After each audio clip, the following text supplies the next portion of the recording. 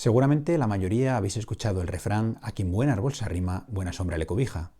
En el ajedrez, con los caballos suele pasar algo parecido, lo que pasa que en vez de arrimarse un árbol, a los caballos les gusta arrimarse a un peón. Desde Ninzovic, en su célebre libro Mi Sistema, hasta hace bien poquito, en una de las últimas partidas del Campeonato del Mundo, tenemos muchos ejemplos de este nuevo patrón.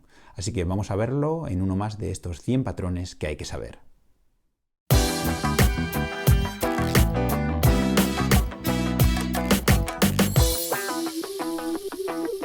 Bueno, pues esta es la primera posición que vamos a ver hoy, correspondiente a la partida entre Lenhardt y Ninzovic en el torneo de San Sebastián de 1912, y es una posición que recoge este patrón tan importante del caballo a la sombra del peón, que sobre todo recomiendo a aquellos que estéis empezando, porque es muy importante que conozcáis este tema porque se da muchísimo en el ajedrez. Esta partida sirve al maestro Ninzovic, en su excelente libro Mi Sistema, para comenzar a explicar su teoría sobre el bloqueo del peón pasado. Vemos como aquí el peón pasado es este peón de E5 que las blancas tienen apoyado por un peón en F4. Sin embargo, Ninzovic, que ha planteado en esta partida la defensa filidor, tiene un excelente bloqueo por medio del caballo N6. ¿Y por qué el caballo es la mejor pieza que tienen las negras o que podrían tener para bloquear un peón? Bueno, en primer lugar tenemos que darnos cuenta que el caballo tiene un valor excepcional, un valor perfecto para una tarea como esta. Sería una locura pensar en utilizar una pieza tan poderosa como la dama, tan valiosa como la dama, para algo tan nimio, tan estático como estar toda la partida o gran parte de la partida bloqueando un peón pasado. La dama es una pieza muy importante, requiere mucho dinamismo y se va a utilizar seguramente para tareas más importantes en uno y otro flanco durante la partida. Por lo tanto, no podemos desperdiciar la dama en algo como bloquear un peón. Ojo, es importante, pero no podemos una pieza de tanto valor invertirla en eso. El caballo, en cambio, con sus 3 puntos, 3,5 como queráis, bueno, 3 puntos se suele decir y 3,5 el alfil, pues es una pieza de un valor perfecto para esto.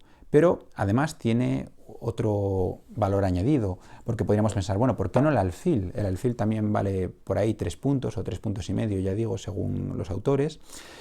Sin embargo, es mucho mejor el caballo para el bloqueo. Y esto es así porque hace algo que no hace el alfil. El alfil, sí es verdad, bloquea también muy bien y no estamos gastando mucho valor en bloquear. Pero el caballo, además que bloquea, tiene la facultad de atacar la base de la cadena de peones o del apoyo al peón pasado. El caballo está bloqueando el peón de 5, pero a la vez ataca el peón de F4, de modo que da más fuerza, por ejemplo, a una ruptura contra el soporte de ese peón en E5. Si hubiese un peón en D4 sería lo mismo, el caballo también ataca la base, ataca la defensa del peón, y por eso es la mejor pieza. Por si fuera poco, normalmente los peones como este, peones pasados apoyados, suelen estar en el centro del tablero, y como sabemos de sobra, pues los caballos en el centro del tablero tienen mucha más movilidad porque dominan 8 casillas, mientras que los caballos en la banda dominan menos casillas, hasta el punto de que en la esquina únicamente dominan 2 casillas. Así que el caballo sin duda es la pieza excepcional, la mejor pieza para llevar a cabo estas funciones de bloqueo a la sombra de un peón. Además, ¿por qué a la sombra de un peón? Porque los caballos normalmente suelen ser vulnerables a ataques a distancia de piezas como las torres, pero al estar detrás de un peón se encuentra muy cómodo porque la dama o la torre no tienen tan fácil acceder a los caballos para atacarlos. Bueno, pues vamos a ver ahora cómo acabó esta partida del maestro Ninzovic, que acaba de jugar aquí la jugada C5. Bueno, el blanco aquí jugó la jugada torre G3, quitando un poco la torre de los rayos X del alfil, y en cierto modo, bueno, pues tratando de impedir un poquito la ruptura G5. No lo está consiguiendo, pero bueno, por lo menos disuade un poco si se quiere. Pero bueno, vamos a ver cómo Ninzovic juega aquí la jugada D4, y podríamos pensar, bueno, aquí está atacando 2 piezas, qué fácil, ¿no? Como este maestro Leonhardt pues se ha dejado dar este doblete. Pero ocurre una cosa, que es que tras la jugada dama 3 hay una clavada que impide que las negras capturen el alfil. Si ahora peón por alfil, pues bueno, seguiría torre por dama ganando la partida. Por lo tanto, el alfil es tabú y no puede capturarse de momento. Sin embargo, Ninzovic juega aquí la jugada G5 porque, bueno, como ya decía, las blancas no tenían suficiente fuerza para impedir la ruptura. Y ahora aquí el blanco jugó alfil C4. Sigue un poquito pues jugando con esta idea de que la clavada impide la captura del alfil. Pero bueno, esto vamos a ver cómo a Ninzovic no le importa y juega la jugada peón por peón. Claro, ahora aquí las blancas no podrían tomar porque el caballo está defendiendo el peón, por lo que hacen la jugada intermedia alfil por caballo, esperando dama por alfil y hacer alfil por peón. Ahora sí, Sin embargo, se encontraron con una jugada inesperada. Si queréis podéis parar el vídeo y tratar de encontrar cuál fue la jugada intermedia que realizó Ninzovic en este momento. Bueno, pues si habéis calculado, habréis encontrado que la jugada correcta aquí, realizada por Ninzovic, fue alfil por peón jaque. Una jugada intermedia que deshace todos los posibles sueños de las blancas en esta posición. Bueno, si se capturase con la torre, pues simplemente seguiría la jugada dama 3 alfil clavando terriblemente esta torre.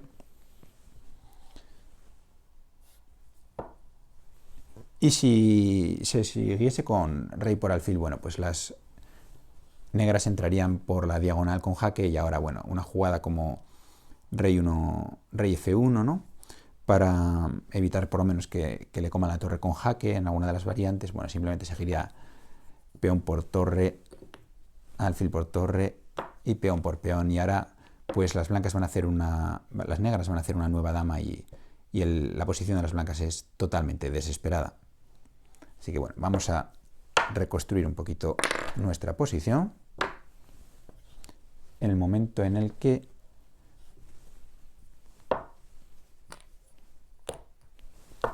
las blancas hacen alfil por peón.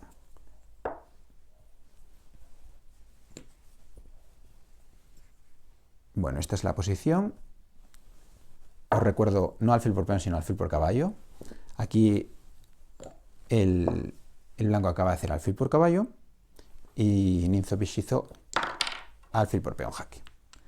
Bueno, en la partida Lenhardt continuó con rey G1 y la verdad que la partida pues ya dio poco de sí porque aquí Ninzovic continúa con, ahora sí, dama por alfil, una vez que ha ganado este peón, y tras alfil por peón simplemente pues retira el alfil. Y ahora vamos a ver cómo esta debilidad de las casillas blancas pues va a ser fatal para el primer jugador.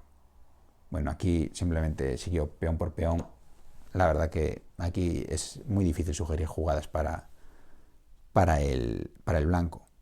Vemos ya cómo la batería de las negras está a punto, está ya a punto de caramelo para ejecutar al rey blanco. Se jugó C6, pero bueno, es imposible bloquear esta diagonal.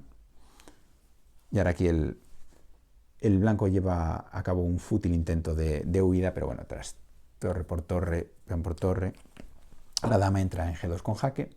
Bueno, esta jugada es única. Viene ahora alfil F3, se amenaza mate.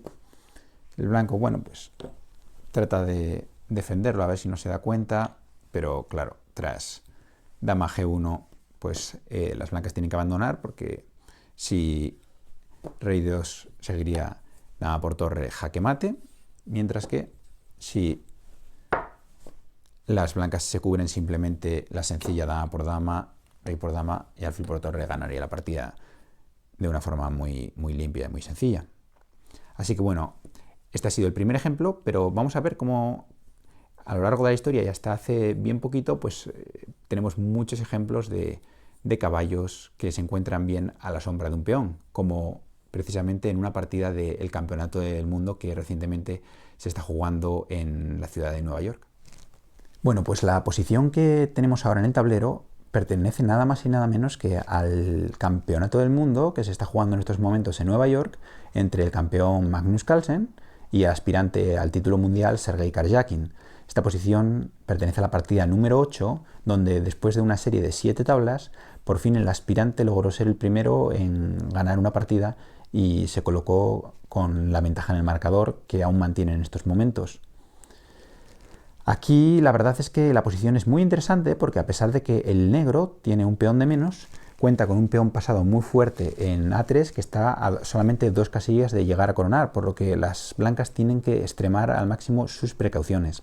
Bien es cierto que el blanco tiene algún triunfo, como un rey más seguro, el rey de las negras está más expuesto, pero las negras cuentan también con otro triunfo aparte del peón, que son las piezas de capa blanca. Las piezas de capa blanca son la dama y el caballo contra la dama y el alfil. Fue Mikhail Botvinnik el primero en darse cuenta de que en sus partidas Capablanca solía tender a quedarse con dama y caballo contra la dama y el alfil de su rival, y cómo esta combinación de dama y caballo era particularmente efectiva. Años después, otro jugador, Bobby Fischer, pero sí que daría nombre a otro setup de piezas, a otro paquete de piezas, que son las piezas de Fischer, que son la torre y el alfil contra la torre y el caballo. La torre y el alfil en este caso son más fuertes que la torre y el caballo porque combinan mejor, pero en el caso de la dama combina mejor con el caballo, y por eso aquí las piezas de Capablanca dan una ventaja extra aparte del peón a las negras. Sin embargo, aquí las blancas todavía estaban a tiempo de solucionar en cierto modo sus problemas si hubiesen jugado la jugada E5.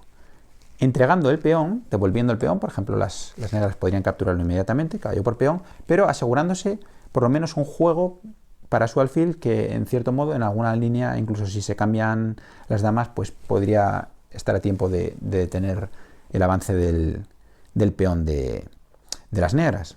Porque uno de los grandes problemas que tienen aquí las blancas es que su alfil no tiene juego, porque está chocando contra su propio peón. Sin embargo, la presión del momento le jugó una mala pasada a Magnus Carlsen, y no se dio cuenta que aquí las negras amenazaban establecer su caballo a la sombra del peón con la jugada caballo E5, de modo que condenarían para siempre a este alfil a chocar contra su propio peón y se asegurarían una casilla muy cómoda para el caballo. Aquí no entraría en juego lo que acabamos de ver en la partida de Ninzovich, donde se atacaba con el caballo y además la base del peón, pero sí que vemos un nuevo ejemplo del caballo como excelente pieza bloqueadora. Sin embargo, como digo, aquí Carlsen pues falló y jugó la jugada dama A5, tras lo cual se jugó la jugada dama C5. Dama C5, y ahora claro, las blancas, como tienen el alfil tan torpe, no pueden permitirse el cambio de damas porque no llegarían a tiempo para capturar el peón de A2 antes de que corone. Por lo tanto, la única jugada que tuvo aquí Carlsen fue dama A6, tras lo cual las negras colocaron a un caballo a la sombra del peón, con lo que se aseguraron una posición muy buena, y es muy difícil ahora ya aquí seguir para el blanco. Quizás los ordenadores pues puedan todavía defender la posición, pero para un humano de verdad la posición ya es excesivamente complicada, y lidiar con este peón y con el apoyo del mismo por medio de la dama, si bien va a requerir técnica, no es nada fácil, pero a un jugador como Karjakin se le presupone esta, pues la posición de las blancas se puede considerar prácticamente ya desesperada. Bueno, podéis pensar cómo puede ser que un jugador del nivel de Magnus Carlsen pues haga esta jugada, ¿no? Haga aquí dama A5 en vez de E5. Bueno, pues esto tenemos que entenderlo un poco como lo mismo que sucede en el tenis cuando vemos a Roger Federer o a un jugador de primer nivel fallar un remate al lado de la red.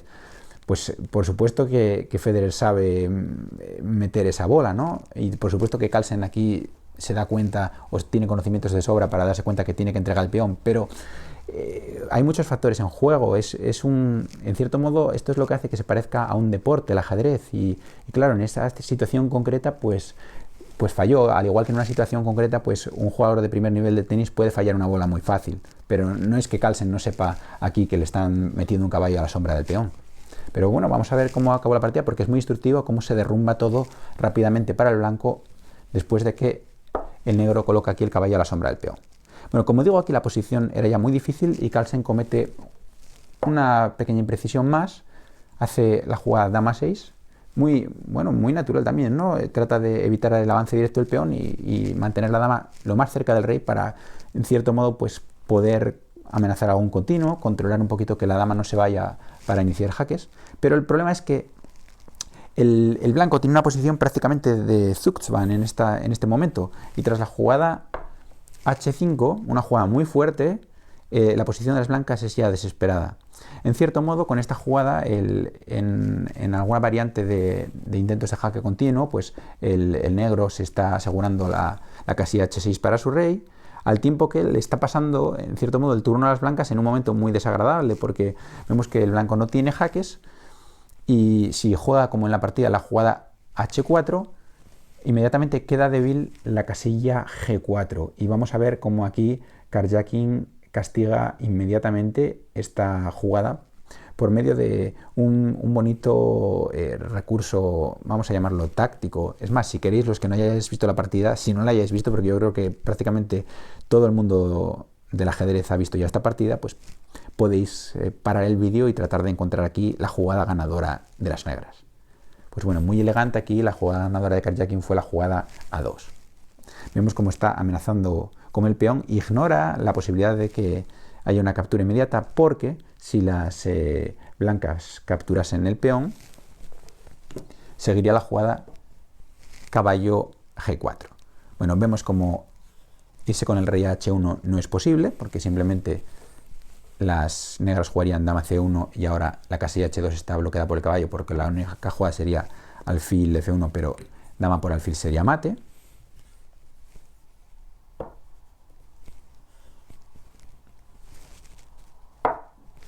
Por lo que aquí la única jugada posible sería rey H3. Pero ahora sigue la jugada dama G1, amenazando mate en H2. Y ahora se ve lo bien colocada que está esta dama en G1, porque evita la jugada dama A7. Por lo tanto, el único jaque del que dispone aquí el blanco sería la casilla B2, jaque en B2, pero tras la jugada rey H7, ahora tras la jugada rey G6, claro, rey H7 no, porque tendría dama B7, ¿no? Tras la jugada rey G6, la única jugada sería dama B6, pero la dama evita la casilla B6, ¿no? Entonces,